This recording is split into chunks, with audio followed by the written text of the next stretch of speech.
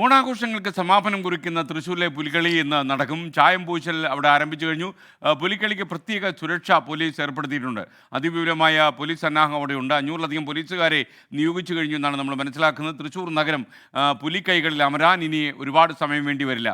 സൂരജ് സജി തൃശ്ശൂരിൽ നിന്ന് ചേരുന്നു. സൂരജ്, മറ്റെന്തൊക്കെ വിവരങ്ങളാണ് ഇപ്പോൾ നമുക്ക് ലഭിക്കുന്നത്? എന്തൊക്കെ ഒരുക്കങ്ങളാണ് ഇപ്പോൾ പുലിക്കളിക്ക് വേണ്ടി നടത്തിയിരിക്കുന്നത്?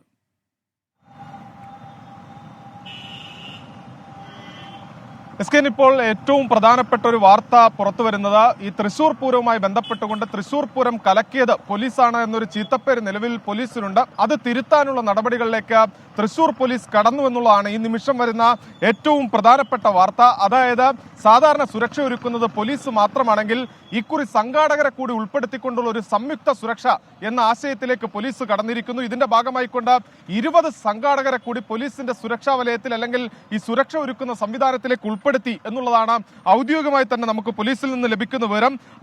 534 പോലീസുകാരാണ് 523 പോലീസുകാരാണ് നിലവിൽ തൃശൂർ നഗരത്തിൽ ഈ പുലിക്കളിയുമായി ബന്ധപ്പെട്ടുകൊണ്ട് സുരക്ഷ ഒരുക്കുക.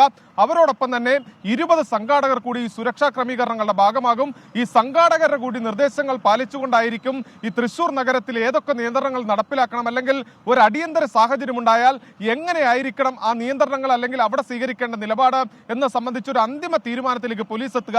ഈ പൂരവുമായി ബന്ധപ്പെട്ടുകൊണ്ട് നമുക്കറിയാമെന്ന് ഈ പോലീസ് തന്നെ ഏകപക്ഷീയമായി എടുത്ത തീരുമാനങ്ങൾ അത് ഈ സംഘാടകർക്ക് ഉൾപ്പെടെ വലിയ അതൃപ്തി ഉണ്ടായി. അങ്ങനെയാണ് ഈ പൂരം ഉൾപ്പെടെ നിർത്തിവെക്കുന്നതും പിന്നീട് ഈ പോലീസിന് തന്നെ വലിയ ചീത്തപ്പേരായി അത് മാറുന്നതും. അതുകൊണ്ട് തന്നെ അത് ഒഴിവാക്കുന്നതിനായി ഈ സംഘാടകരെ കൂടി ഉൾപ്പെടുത്തിക്കൊണ്ടുള്ള ഒരു സുരക്ഷാ സംവിധാനത്തിലേക്ക് പോലീസ് മാറുന്നു. അങ്ങനെ ശക്തമായ ഒരു സുരക്ഷാ സംവിധാനം, ഒപ്പം സൗഹൃദപരമായി ഈ പുലിക്കളി നടത്തിയെടുക്കാനുള്ള ഒരു നീക്കമാണ് പോലീസ് നടത്തുന്നത്.